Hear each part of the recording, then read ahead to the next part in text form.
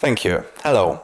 So today I would like to show you how to run Scala code on a GPU.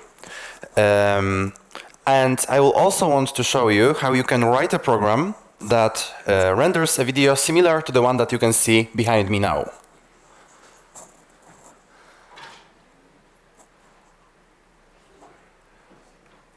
It is a simple image, but it has a lot of complex features. It has transparency, lensing, various kinds of reflection, and in general, quite realistic lighting. To write a program like that in a standard programming language that runs on a CPU, like C++ or Scala, for one, it would take a lot of effort, and secondly, you wouldn't be able to do that performantly. It would probably take days to execute, in fact. But this code that rendered this image was written in Scala.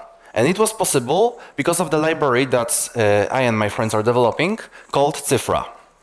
And I think that this is just the beginning of what that library will be able to do. And I want to show you all that today. But first, let me introduce myself. I am Szymon, and I am interested in Scala and functional programming languages.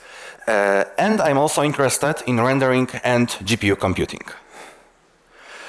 So the plan for today is that I want to explain to you how you can benefit from running your code on GPU, and in general how you can do that, in general and with Cyfra. And then I want to show you the basic of Cyfra, and then we will apply that to write a proper basic ray tracer. So I will teach you how to write a ray tracer from scratch. And then we will go further with what I believe Cyfra can do in the future. So, the GPU programming. GPUs are very powerful processors that, for a certain class of problems that conform to the single instruction multiple data model, can improve performance of software by orders of magnitude, and as a result also the running cost of your hardware.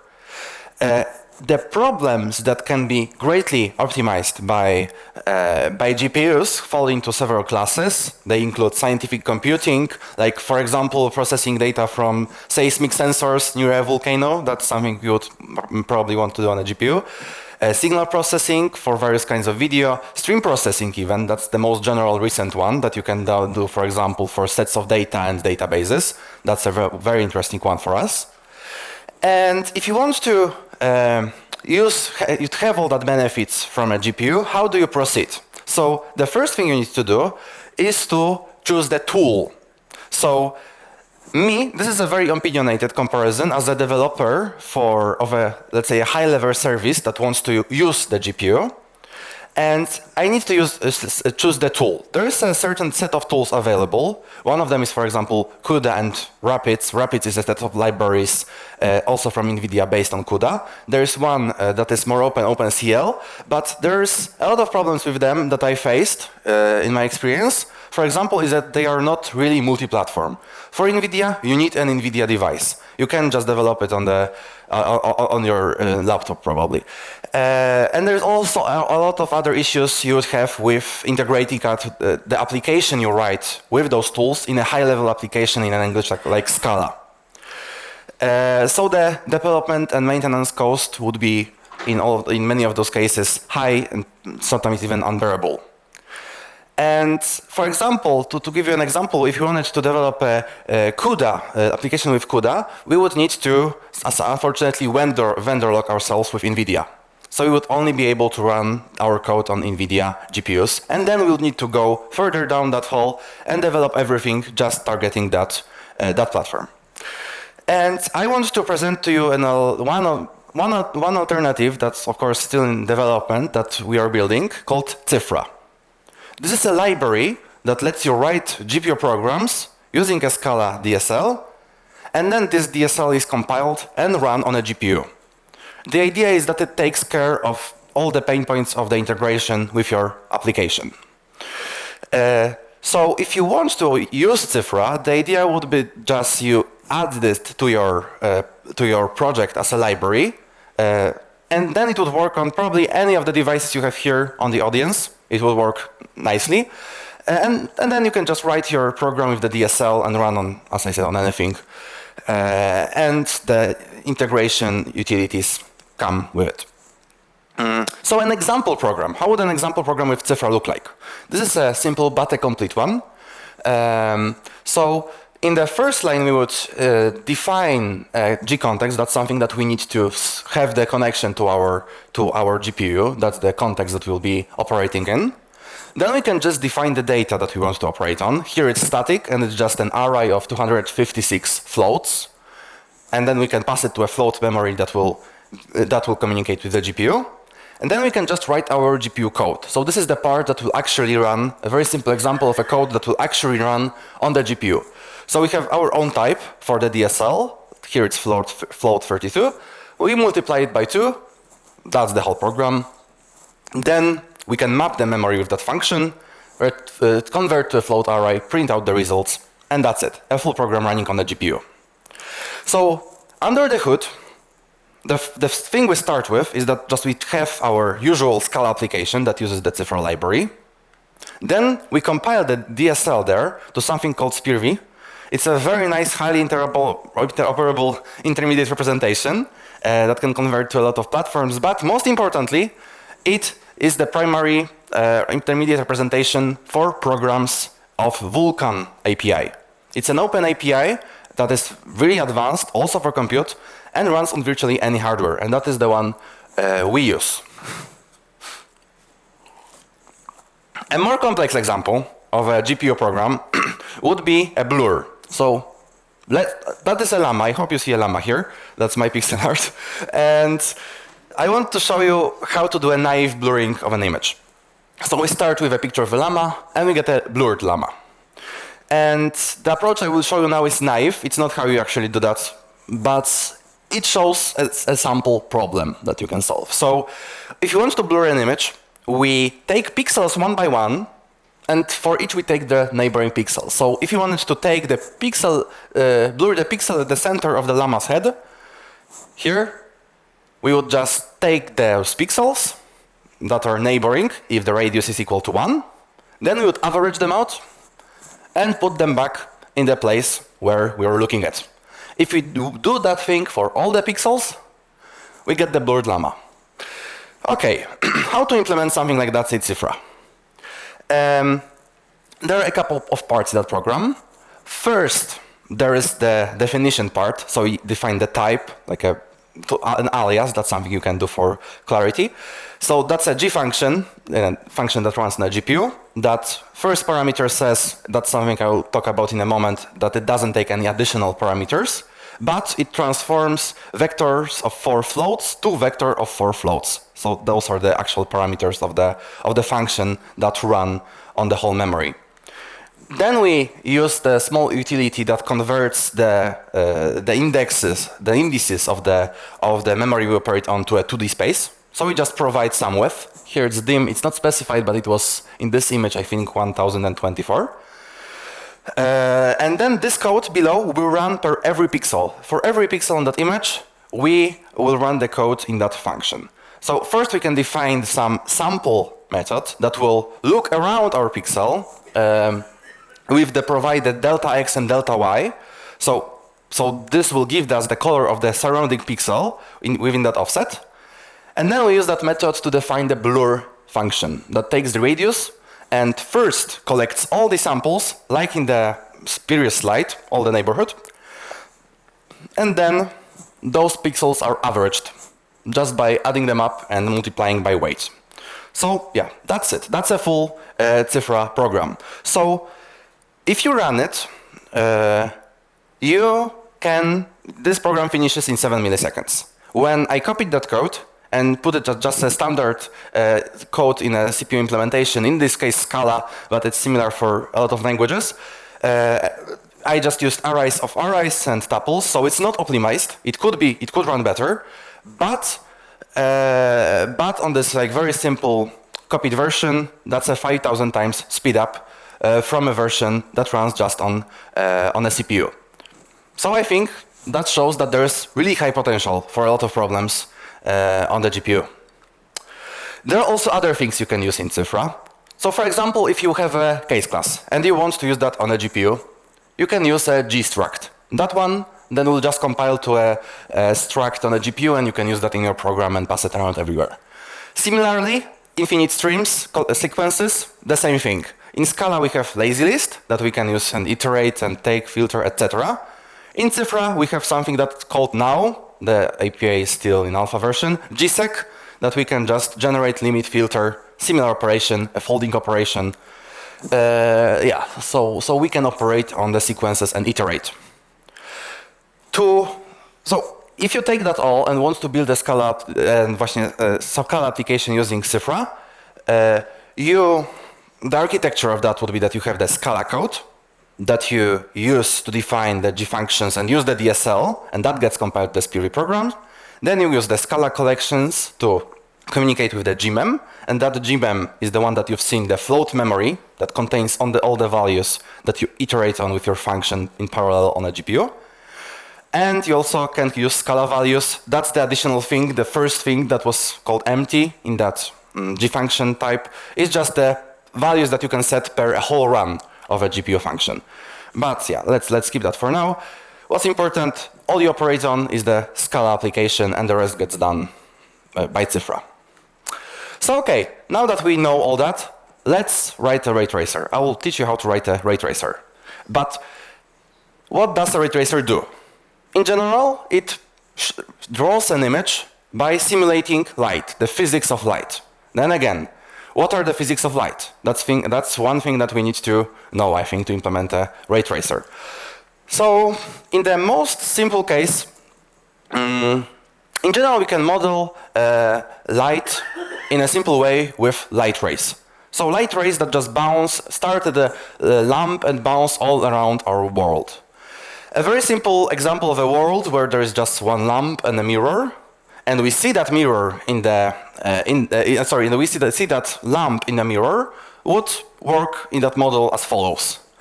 The lamp would emit a light source, and a light ray, and that light ray would get reflected at the same angle to us. And that is called a perfect reflection, a specular reflection.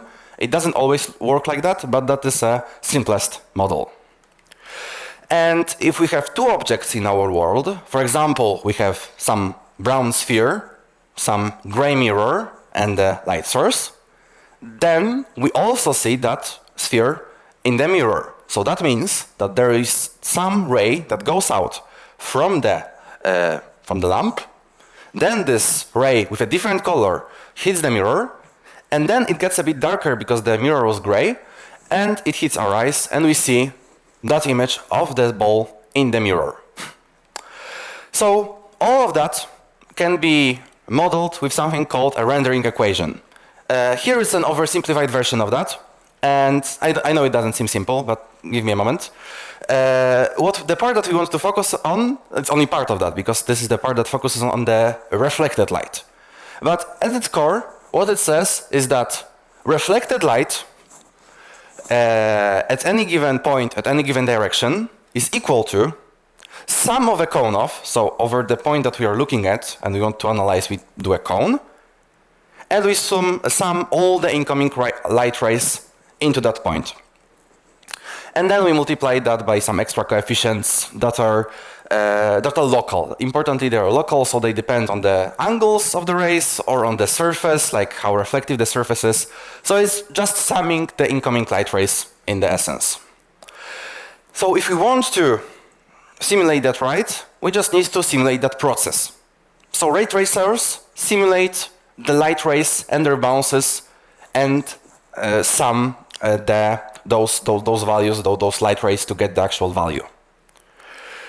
Okay, so that would mean that we would probably need to simulate all the light rays from a light bulb. But that's not the case, because if we do that, so let's say that we start some rays from a lamp, then we fly off, they bounce, and the problem is, you can see that only one light ray hit our eyes. So if we did that, then that would mean that 99% of the runs of our program do not matter to us, because we don't see those light rays. That would be bad for the performance, and that would probably not work even. So one quirk of ray tracing, one quick of ray tracing is that we do that in the reverse order. So we simulate rays from the camera, from our eyes. Like we are looking and we are like shooting lasers into the world. So if you look at the mirror, we first shoot the ray at the mirror, then that ray bounces and hits the ball, and then it hits a light source, so we see the light. Only when we hit a light source, we know that there is some color to that place, to that pixel that we are simulating. That's an important part. So as an overview, ray tracing works by generating for each pixel a number of rays, as you've seen, shooting them into the world, then checking for collisions in our scene, then it reflects those rays after those collisions, and then if after some number of bounces we hit a light source, a lamp, that means that the surface is illuminated, that that pixel that we started with has a color. So let's go step by step. Let's start with a very simple step, just generating the rays.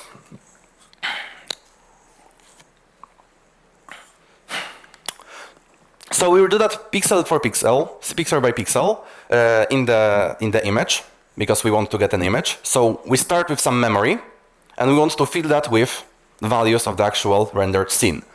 So we iterate over that indices, and we want to generate an array for each of them.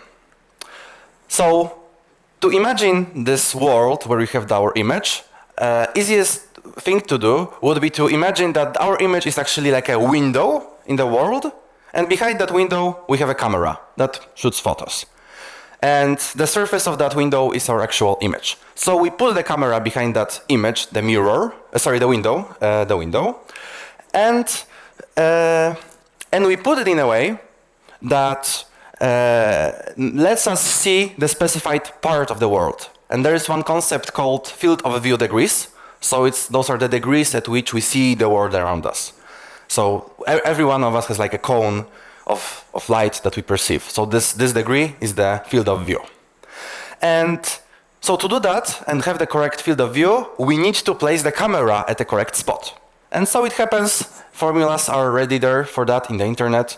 If the window is of size 2, that means that the distance of a camera to the window is this formula here, 1/tan of degree by 2. Okay, so we have that. Now we want to generate the ray for a given pixel. For example, a pixel with index 2. And let's say that it's just one dimension, it's like y coordinate of that pixel.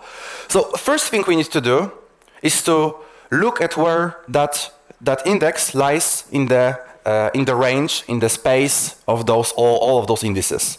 And it lies at this point here. So like more to the beginning than the middle, I think. So, and we need to map it to our world that we render. And our world that we render, as I said, mirror is of size 2. And it's centered. So like bottom of that mirror is -1 and top is 1. That gives us mirror of size 2.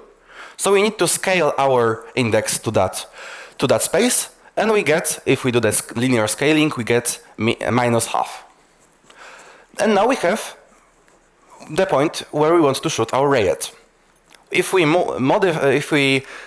combine those two properties that we had, so the distance camera to the window and also the y coordinate of the ray, we get the whole vector that then we need to normalize, but we have the ray. We just repeat that for every pixel, and we have what we wanted. So the code for that in Cyfra would be as follows. We can model the ray as a case class. Why not? It has a position and a direction, so where it starts and where it flies. We have the ray for pixel method that will be called per each pixel on our image. That will return a ray by first doing the scaling. That's the formula for the linear scaling from indices to the space with 2, just like we saw. And then we again do the thing that we saw. We just position the camera at the center of the world. So that's the ray position 0, 0, 0. Use the formula we've seen, and normalize the result, and return the ray. So it's just the formulas from the previous slide copied into the code. Then we want to do a second thing. For the rays we generated, we want to know if they hit a sphere on our scene to have something in our image. So how to do that? First we have a sphere, and for spheres we have a formula of a sphere. So, and for rays we have a formula of a line in a space. And what we need to do to check if a line collides with a sphere is to just build a system out of those equations, substitute for x, as you can see, and solve this equation. If it has solutions, it means we have a collision. Here is the code for that. I did some algebraic transformations of that equation here, but we start, so there's the check collision method.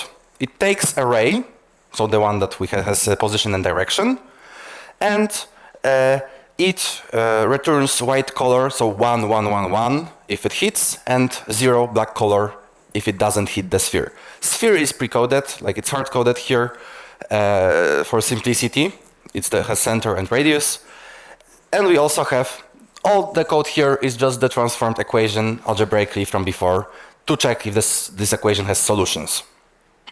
And we can now take all that we made, all the code we wrote, and put it in a G function, similar to the ones you've seen before.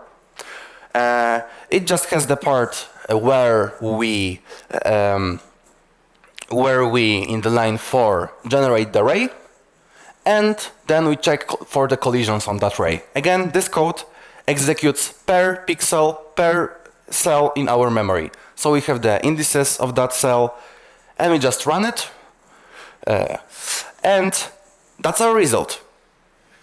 That's just a circle, but I think it's already something. It does what we wanted. It is a circle because if there was very simple light in our world and we just would see what's in front of us flat, then we would see a sphere as a circle. So everything works. We have the basics laid for our ray tracer. The next step will be to add a mirror. So we want to have not only a sphere, but also a mirror in our world. And this sphere now will be a light source. So we'll account also for light. So in general, the most basic thing that we need to add is a reflection. And we also need to answer a question, how do we bounce a ray of light around our scene and get an actual final color? What's the algorithm for that in ray tracing? So we need to carry along two values with bounces of our ray, throughput and color. Throughput says, what are the colors that our ray could possibly carry? What is it capable of carrying? And the color says, okay, so what's the color of the pixel? Like, what's the actual final color that we're interested in? And how they would work. First, they start off like this. Throughput is white. White means, okay, I can carry any color. Black for color means that, okay, I didn't see any light. The pixel would be just black. Then we bounce it around the scene, and throughput gets multiplied by the color of each surface that we hit. And that means that here it gets gray, and after it bounces off the ball, it gets dark brown. And then the color, the final color, when it reaches the light source, gets multiplied by the throughput. That's the whole idea here. That's why we can go in reverse. Leave that for a moment, but yeah, the idea is that throughput actually accounts for the colors, multiplies the colors that we countered, so we can actually know what colors were reflected along the way. The algorithm for that, to formalize it a bit, is that we have two functions of a ray bounce index, where we start with 0, that's before we bounced any surface, and throughput is white, 1, 1, 1, color is black, 0, 0, 0, and for each iteration of bouncing, and when we hit some surface, we multiply the throughput by the surface color, and if at some point, that's for the color, if we hit some surface that emits light, that has an emissive color, we add that to the color, but multiply it with the current throughput of that ray.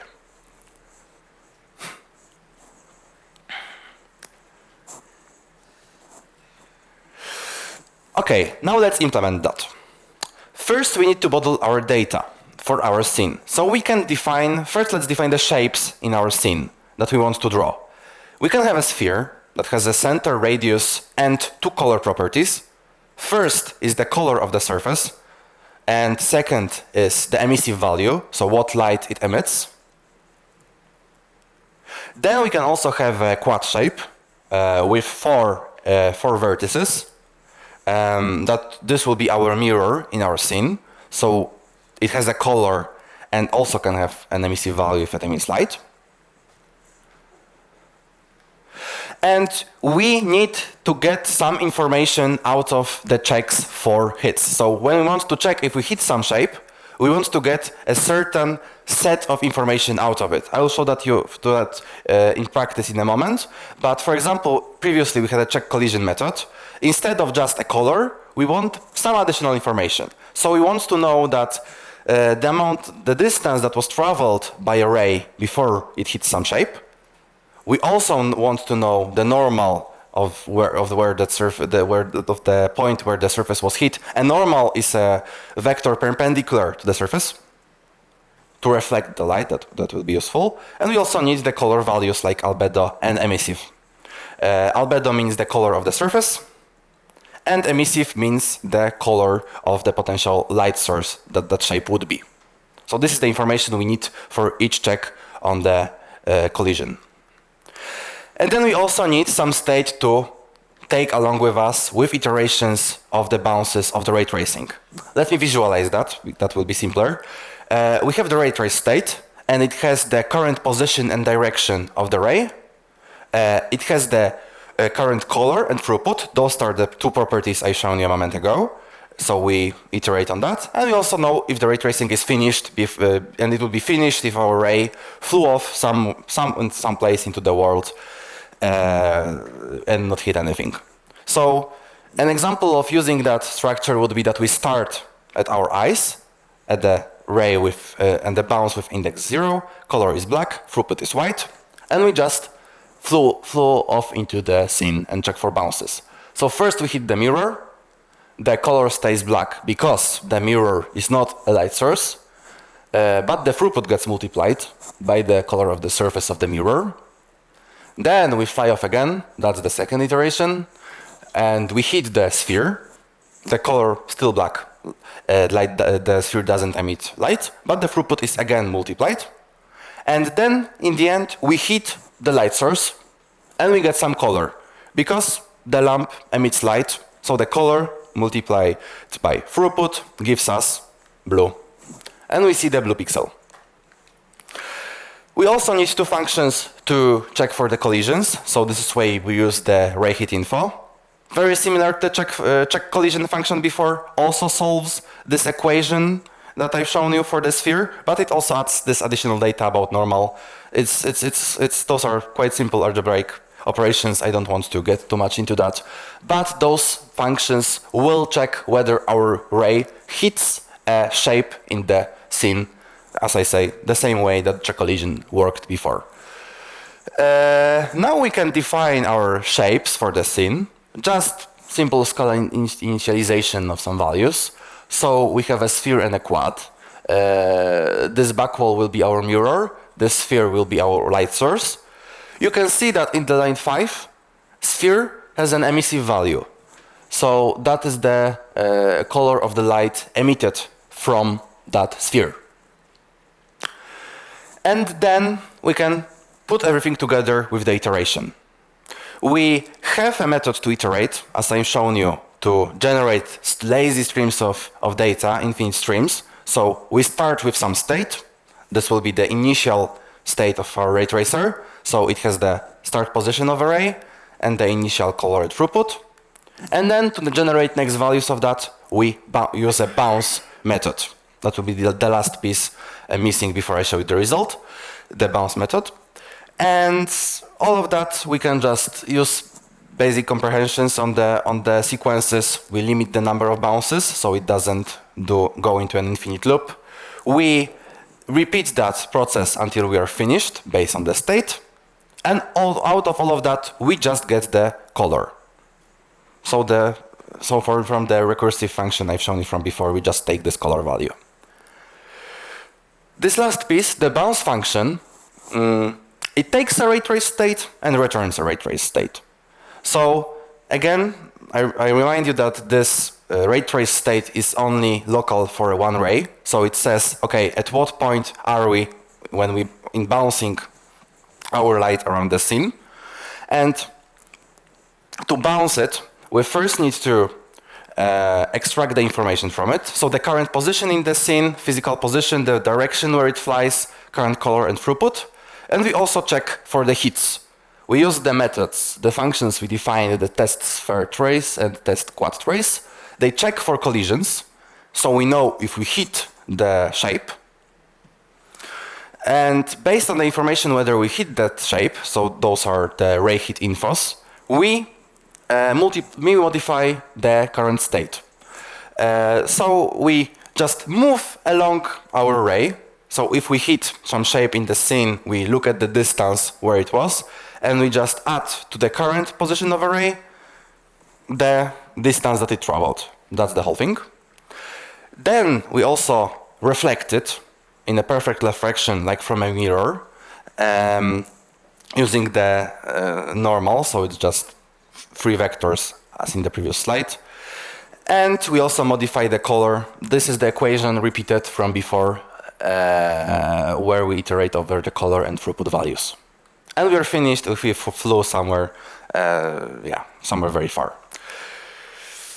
We pull that all together with the same function that we wrote before for the ray tracing. This is the whole program, so you can execute that with the functions we defined and get a result like that. So now we have 2 circles. This may not seem like a lot, but you will see that with just a couple of steps, we will get something very different. So now we have that. We have the one sphere in front of us, the white one. So this is one we see directly. And behind that sphere, we have a mirror. And this mirror is cyan colored. It's like blue. So that's why we see a blue wall, blue sphere reflected of that mirror. So that's again exactly what we wanted to see. We have 2 objects in our scene. So that means that our bouncing implementation works.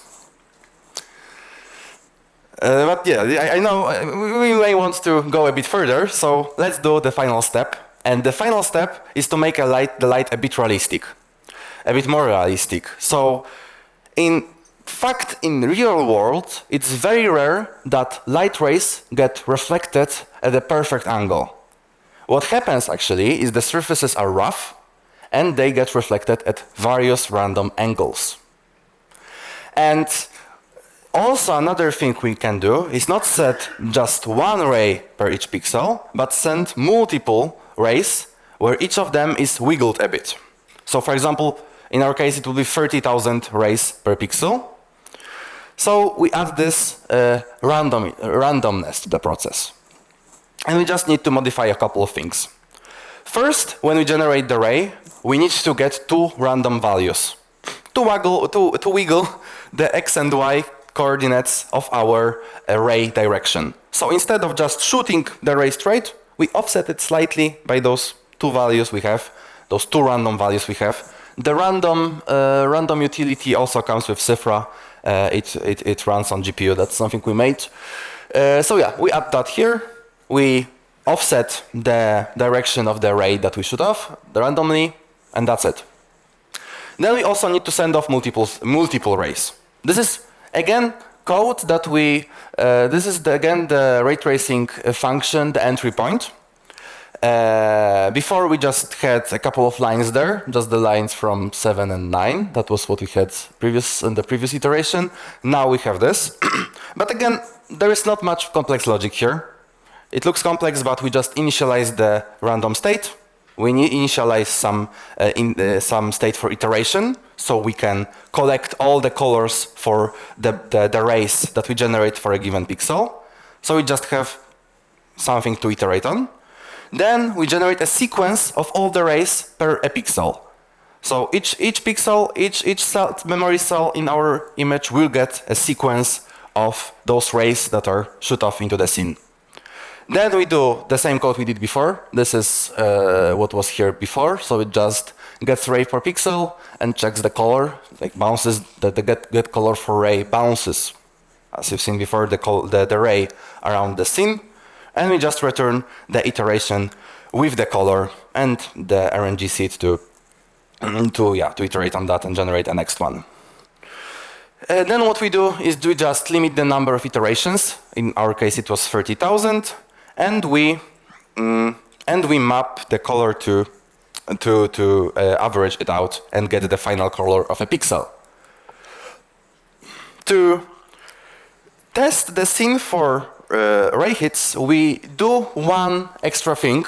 We support multiple shapes to have a more interesting scene. We don't just have one wall and one sphere. Now we have spheres and walls. We can use just gsec, gsequence to iterate over those spheres, fold them. So we start with no hit, and we check if we hit something with this iteration, and we just get the nearest hit in the scene. And this is the last piece of code, because we see before we see our final result. We modify the bounce method that takes the previous state of the ray and returns the next state of the ray. What we need to add to that method is first some randomness, so we initialize a random. We extract the current state. We also test the scene for hits in line 4, so there will be the ray hit information. Then we generate something new. This is the randomly reflected ray. It doesn't fly off in the perfect direction. It's the direction of a ray that flies off from the point that we hit on the scene on some shape into a random direction. So this is the diffuse radius. And we also have from the previous one, the perfect specular reflection. Then we need to choose between those, because sometimes a perfect reflection happens, and sometimes this random reflection happens, depending on properties of a material. So we do a dice roll, we just generate the next random float value, and we check how it compares to the specularity of a shape that we hit. That's one property I added to all the shapes. It's called specular. It tells how perfectly it reflects light. We can just add it to the sphere and wall and use it. And then we do the same thing as before. Here nothing changes. We just move the ray along the and update the color, update the throughput. Nothing new here, aside from the RNG, but that's just updated seed. And after we that, we get quite a nice scene. So we just added a couple of things to the previous version, and we get a properly ray traced image.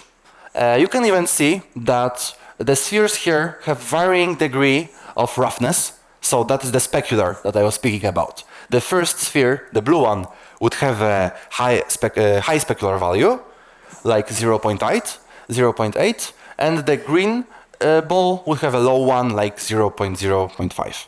You can see other properties of light that appear in our world, like the color bleeding. It's the effect that on the white back wall, you can see like a red color on the right and the green color on the left.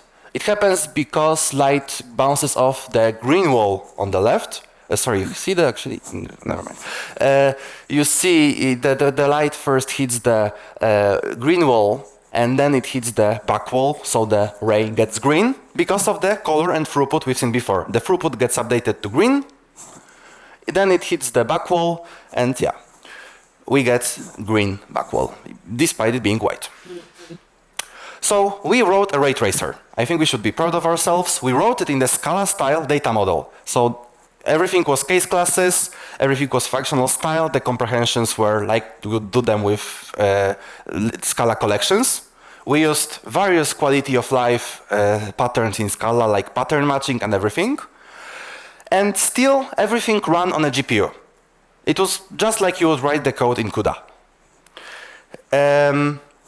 So yeah, I think that is quite nice. And we can take the ray tracer further. we can have features like transparent materials, we can have lensing, the Fresnel effect, a lot of things. And we could, for example, another thing that I rendered is this. This is if we have like transparent materials and lensing. This is again rendered with Cyfra in Scala. Not that far from where we are with our ray tracer, honestly. But the rendering is just the first step, I think, for Cyfra. I think that the final direction is data-intensive applications. So this was just all fun and a sample of usage of Cyfra, but I hope that soon we will be able to define data pipelines that run on GPUs. So we are working on the API for defining pipelines, and also everything you've seen was immutable and there is no operating on memory, so we want to add a monad we are working on a monad to have operations on the memory. And the current status of all of the Cyfra is that we have this DSL that you've seen that we used to write the ray tracer, and there is a whole lot of other things that we want to have to write a proper data processing application that we're working on. But a good thing is that the first release of the library is coming this month, so you will be able to use that not only by getting it from GitHub, the whole code, but also from Maven. And this is an unfair comparison because Cyfra is unfinished and it's also very opinionated. But the problems that I told you at the beginning, I think have a high chance of being resolved to a degree with Cyfra. As I say, we are not yet there fully, but that's the direction I want to take. So everybody that has their application written in Scala can just use the library and offloads part of their compute into a GPU with really minimal effort, contrary to writing a whole C++ application, for example. Okay, so today we learned how to program GPUs, and we did that with Cyfra in less than an hour. We also learned that the ray tracing is an interesting application of GPU performance, but it's far from being the only one. And yeah, I hope that the other applications is where the Cyfra is taken soon, and you'll be able to use that in your just production application. Thank you.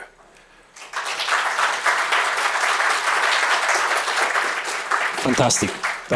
Lambda Days is exactly about this kind of presentations. New ideas, new implementations, exploring the space. Thank you very much for presenting. Do we have any questions from the audience?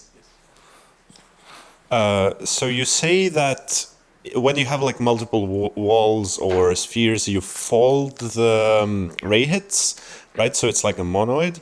I'm surprised that you didn't group the color and throughput into a monoid, because it is one. You're probably right.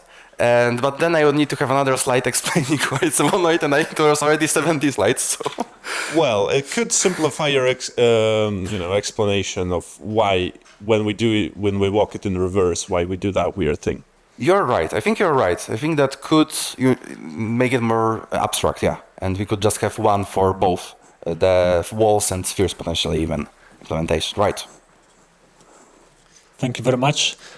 We can take more questions during the coffee break. This is all time we had for the questions. Thank you very much. Please help me thank the speaker once again.